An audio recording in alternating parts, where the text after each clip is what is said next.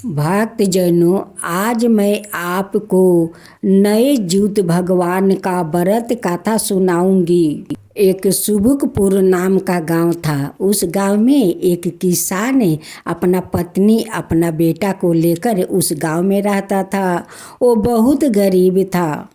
किसान अपना गांव में छोटा मोटा काम करता था, लेकिन उस कमाई से उनकी संसार ठीक से नहीं चल रहा था। किसान अपना पत्नी से कहता है कि एक कमाई से हम लोग का क्या होगा, हम लोग के कैसे संसार चलेगा, अपना बेटा को पोषण पालन हम लोग कैसे अच्छे से करेंगे। किसान अपना पत्नी से कहता है कि देखो, यहाँ का कमाई से कुछ नहीं होने वाला है। मैं मुन्ना को लेकर परदेश चला जाता हूँ, वहीं पर मुन्ना को पढ़ाऊँगा। मुन्ना के माँ कहती है कि देखो जी, 2 दिन के बाद तो ज्यूत भगवान का व्रत है। आप लोग परदेश चले जाओगे तो मैं किसके लिए ज्यूत भगवान को व्रत करूँगी।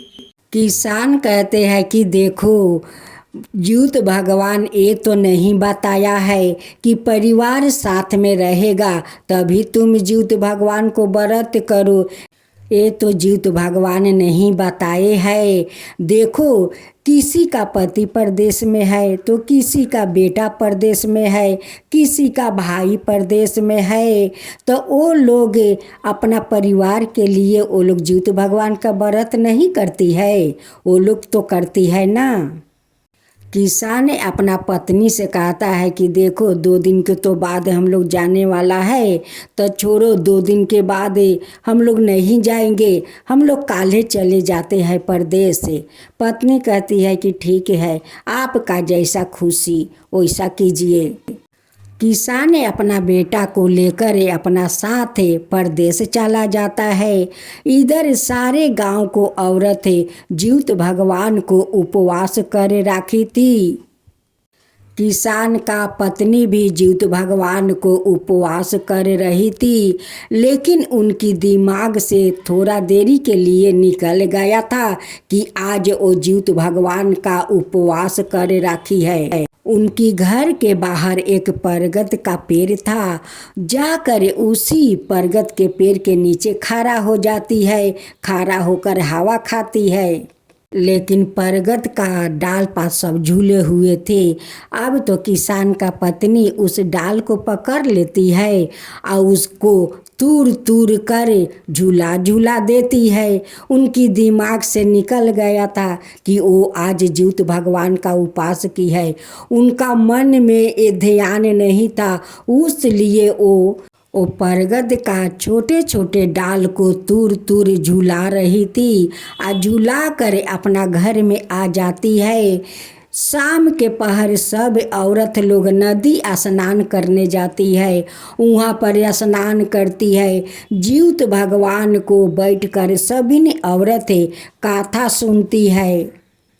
सभी ने औरत ज्यूत भगवान का कथा सुनकर अपना अपना घर आ जाती है और रात को सो जाती है। किसान का पत्नी जैसे जैसे उस बरगद का डाल को तूर रही थी, वैसे वैसे उनकी बेटा का दोनों हाथ का सारा अंगुरी टूट गया था।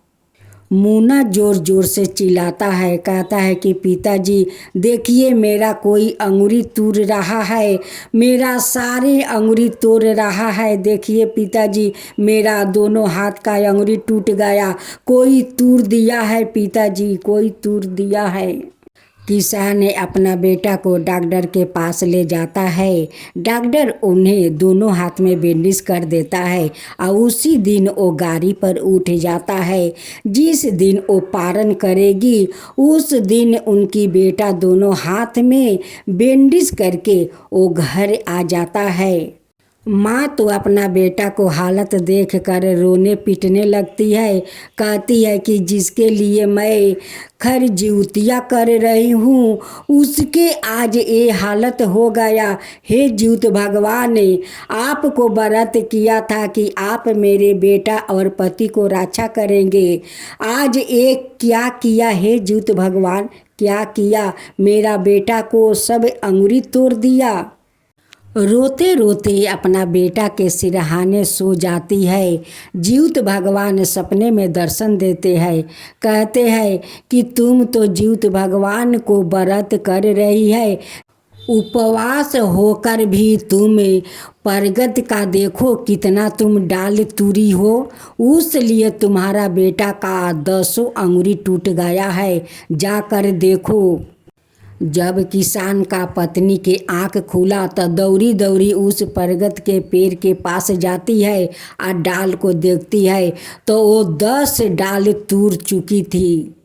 किसान के पत्नी माटी को सान लेती है और उस टूटे हुए डाल पर छाप देती है और रोज़ उसमें पानी देती है, रोज़ पानी देती है और रोज़ देखती है कि डाल से कब पाता छोड़ेगा, कब डाल पात छोड़ेगा। यही इंतज़ार में वो डाल को सेवा करने लगी। कुछ दिन के बाद जाकर देखती है तो उस डाल में से छोटे छोटे पाता फेंक रहा था। अब तो कहती है कि इस डाल से तो पाता निकलना शुरू हो गया। अपना बेटा को भी हाथ जाकर देखती है, उनकी हाथ धीरे धीरे ठीक होने लगा। जैसे जैसे उस परगत के डाल निकलने लगा वैसे वैसे उनकी बेटा का हाथ ठीक होने लगा।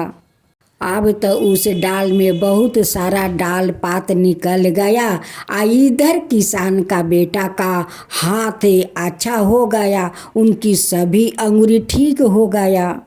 तब से ये नियम सिलसिला जारी हो गया।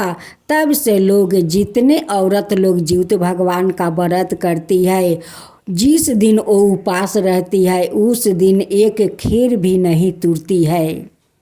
यही परंपरा नियम चला आ रहा है।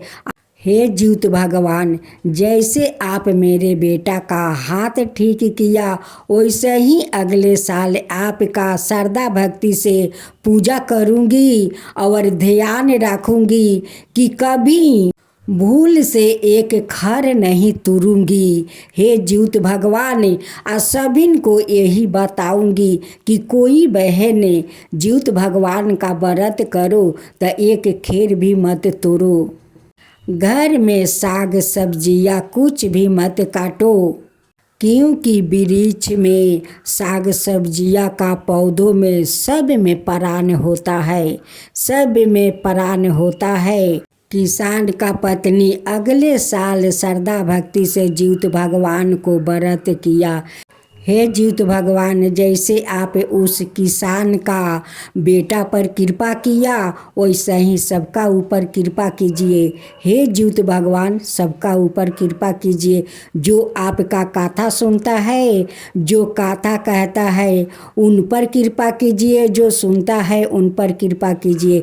जीउत भगवान की जय हो, जीउत भगवान की जय हो।